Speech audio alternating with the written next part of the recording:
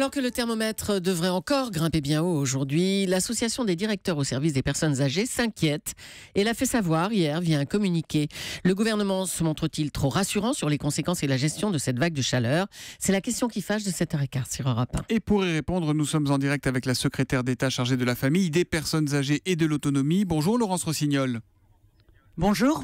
Ces professionnels de l'ADPA qui regroupent les directeurs de services à domicile et d'établissements s'inquiètent franchement. Ils disent que le pays a pris du retard depuis de nombreuses années dans l'aide aux personnes âgées. Risque-t-on, Laurence Rossignol, à la fin de cet épisode caniculaire, d'avoir une mauvaise surprise ? Écoutez, le gouvernement n'est pas excessivement rassurant. Le gouvernement est mobilisé, comme le sont d'ailleurs tous les professionnels qui aujourd'hui sont auprès des personnes âgées, que ce soit dans les établissements ou à domicile. Et comme le sont d'ailleurs aussi les collectivités locales et tous ceux qui sont au contact des personnes âgées.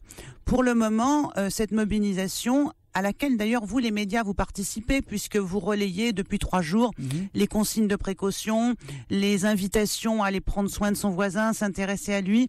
Et pour le moment, ces consignes, elles permettent que le plus grand nombre sache quels sont les bons gestes. Dans les établissements, le personnel est mobilisé, fait attention à ce que chaque personne boive bien toute la journée, s'hydrate. Il y a dans tous les établissements des endroits rafraîchis pour faire face à des pointes de chaleur très très élevées.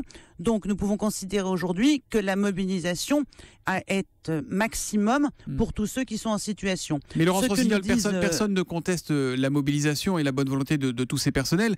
Mais ce que disent les responsables, c'est qu'en fait il manque de moyens humains auprès de nos anciens. Et ça depuis 2003 d'ailleurs. Oui, mais pas depuis 2003. Ce que disent les responsables, c'est qu'on peut toujours faire mieux pour les plus vulnérables. Là, il s'agit des personnes âgées, mais on peut dire la même chose quand il s'agit des enfants.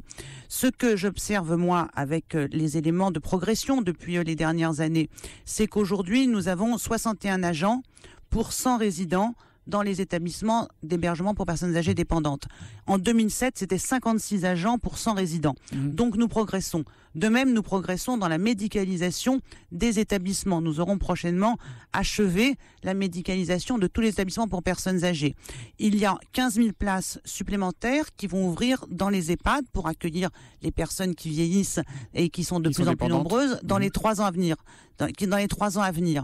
Nous avons en France 7 000 EHPAD, 400 000 salariés qui y travaillent, des services d'aide à domicile mobilisés, des moyens supplémentaires qui ont été ajoutés cette année comme les 2 années précédentes pour le domicile. Donc, bien entendu, les conditions de travail, nous le savons, des personnes qui travaillent dans les établissements sont des conditions difficiles parce que c'est un travail physiquement déjà prenant, psychologiquement intense, et ce sont des conditions de travail qui nécessitent des personnes qui soient mobilisées et qui soient solides. Et bien sûr, davantage de personnel permettrait de faire des choses nouvelles. Mais aujourd'hui, dans les EHPAD, on est dans une progression du taux d'encadrement. Pascal Chanvert, le président de l'ADPA, a interpellé Marisol Touraine hier et il demande si le gouvernement accepterait de mettre en place un fonds d'aide pour les personnes âgées. On en a besoin, dit-il. Est-ce que c'est un sujet de discussion? Qu'est-ce que vous lui répondez? Je lui réponds qu'en France, on consacre chaque année entre 21 et 23 milliards à la prise en charge de la dépendance.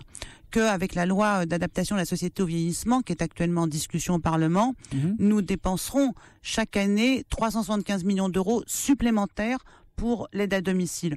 Que d'un certain point de vue, ce fonds global existe déjà. Qu'au cours des dernières années, nous avons abondé un fonds d'urgence pour l'aide à domicile. Et donc que nous ne cessons chaque jour de mobiliser des moyens supplémentaires dans les établissements et pour le domicile. Mais peut-être qu'il y aura une discussion à avoir avec les Français, qui est une discussion pour les 10, 20, 30 prochaines années, qui est celle de savoir comment, collectivement, on prend en charge le vieillissement de la population, avec quels moyens publics, quelle est la part des moyens privés qui y sont mis aussi, quel est le reste à charge pour les personnes qui vieillissent, quelle est la part que les familles prennent. C'est un des grands sujets qui nous attend pour les années à venir. C'est comment on prend en charge le vieillissement, comment on finance les dépenses supplémentaires que ça engage. Mais aujourd'hui, le niveau de dépenses en France est déjà un niveau de dépenses très substantiel avec, je disais, entre 21 et 23 milliards d'euros chaque année consacrés à la prise en charge des personnes âgées dépendantes. Merci Laurence Rossignol d'être seul intervenu sur Europe 1 ce matin. Je rappelle que vous êtes la secrétaire d'État chargée des personnes âgées et de l'autonomie. Merci, bonne journée à vous.